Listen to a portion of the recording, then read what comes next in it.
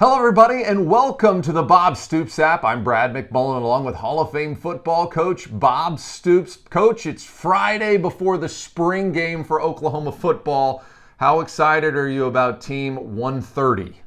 We're very excited, Brad. Thanks. Good to be with you again. And I love spring ball. This is my favorite time of year because you get to experiment. You got to work a bunch of young guys that hadn't played a lot yet and get them more reps.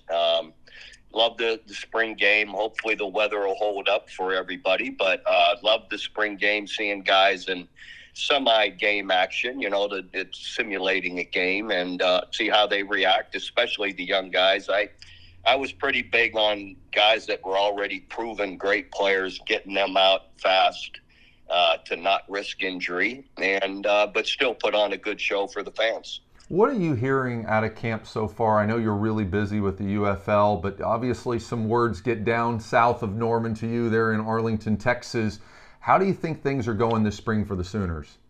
I think really well, from what I understand. A lot of the young players, I'm not one to, being a former coach, to pull up any particular names to put pressure on young people, but it sounds like a lot of the young recruits and new guys that were highly touted have done really well and lived up to what they were, what everyone thought they were going to be. So far it seems like not one or two, but a whole group of them are really standing out and showing that they belong. I think the one thing that people, forget when they're talking about how Oklahoma football will do this fall, if they're on the negative side, is just how well OU has recruited the last 3 years. And you said it's the lifeline of your program. Kirby Smart said the most important thing you can do as a football coach, number one, is recruit. Number two, remember number one.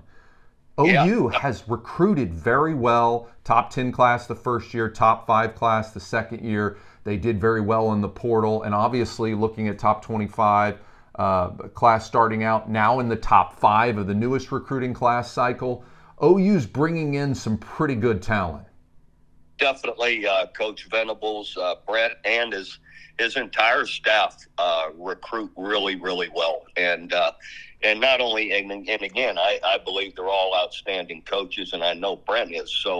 But they're recruiting at a high level, and that's gonna make a difference. I totally agree with what Kirby Smart said. I always believed recruiting is absolutely the most important thing you do, and and then you have to develop them once you get them. But anyway, they're recruiting at a high level for 3 years now, and that's gonna pay off and make a difference. Now, a player that's name is going to be spoken a lot on Saturday, like it or not, is Jackson Arnold, the quarterback for the Sooners, who got his first start of the season in the bowl game against Arizona, where he threw for over 300 yards, threw 2 touchdown passes, did have some turnover issues as a true freshman in that game, but a lot of upside on this kid. He was the Elite 11 MVP. He was the National Gatorade Player of the Year, the State of Texas Player of the Year, and the Offensive Player of the Year in the United States of America for his recruiting class.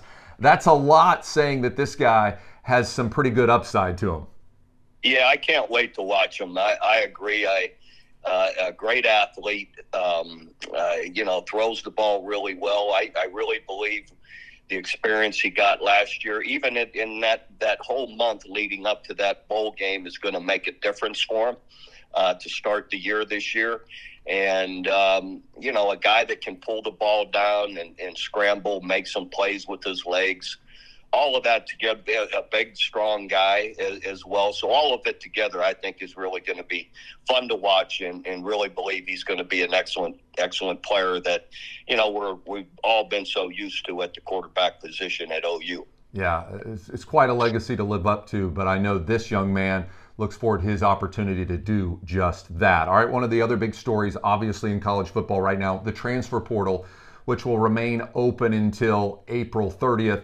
Oklahoma looking to do some additions, if you will, just like any team in the country, in places where they feel like they are thin. Oklahoma obviously thin because of injuries on the offensive line. How important is the transfer portal right now when it comes to making your team better in the upcoming season?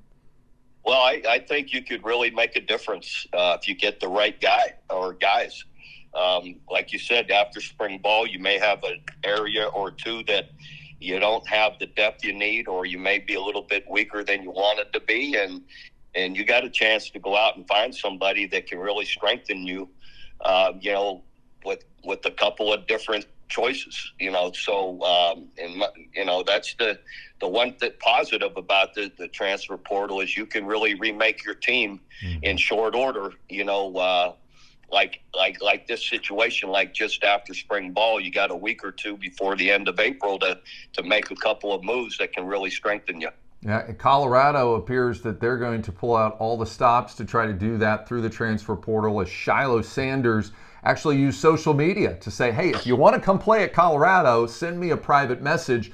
Deion Sanders was just asked about that yesterday by ESPN, and he said, quote, "That's how it happens. Players recruit other players." I'm sure the NCAA is paying attention to this, but what are the rules, right, Coach? I mean, what are the rules when it comes to recruiting players now in 2024?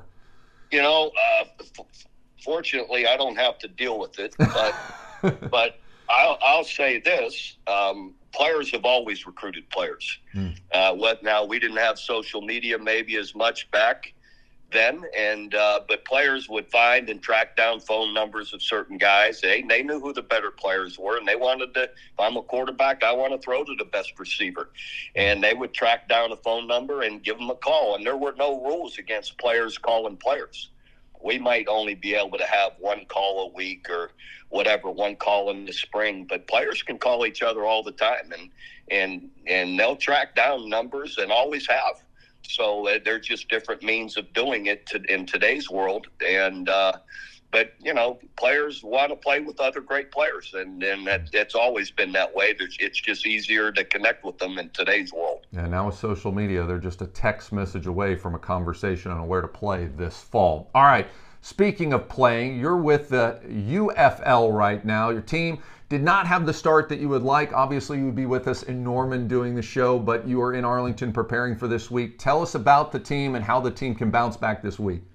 Yeah, we're 0-3, but oddly, the last two games at St. Louis and here at home against DC, we played great. I've never been involved, especially last week, where you played so well and ended up losing. So we outgained the other team by almost 200 yards.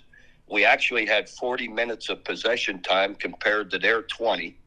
We were great on third down conversions, like 65, 70%. And if you do all of that, usually you're going to sit here and say, oh, well, you won the game, right? Or if you lost it, you'd say, oh, well, then you had one or two important turnovers that changed it. We didn't have any turnovers. So it's the darndest, the craziest game I've ever been a part of to not win. But, it gets down to the way these rules are set up. They're basically got an onside kick by converting a 4th and 12, and that gives them the ball. They get to continue that drive, and that's so. What I'm getting at is you have to make a play or two down the stretch to make a difference and win the game, and that's what we've got to be able to do. I tell you, these rules are exciting for fans, but probably not good for a coach's blood pressure. You're exactly right. 4th and 12 seems to be easy compared to an onside kick. Yeah. Last year it was 4th and 15. That was a little more, and a little more. I can understand that a little bit more. But anyhow, it's the rules are the rules. You got to play by them, and maybe we'll benefit from those rules as we go through the year. You have a number of things, though, going for you with the experience of that team that did struggle early on last year and was able to make a run, get into the playoffs, and win the games that mattered the most. How important is that experience when you go through a lull like this? Yeah, very important. Our guys have all talked about it that, we didn't start off, we weren't nearly as good a year ago, and we're a good team, and we're sitting here at 0-3, but all you got to do is come in second in your division and be in the playoff and have a chance. And that was our motto last year. And sure enough, we got in the playoff and put it all together and won the playoff and then won the championship. So our guys are aware there's a lot of games left, and we've played really well. Make a play or two one or two more plays here or there, and we're going to be on the other side of it. Yeah, it all starts this week, right? The bounce back begins right now. Coach, thank you so much, and have a great game this weekend, and tell your family we all said hello. All right, Brad, great to be with you, and come on down and see us. Will do. And don't forget, for videos anytime, just tap on our video link. For Hall of Fame football coach Bob Stoops, I'm Brad McMullen.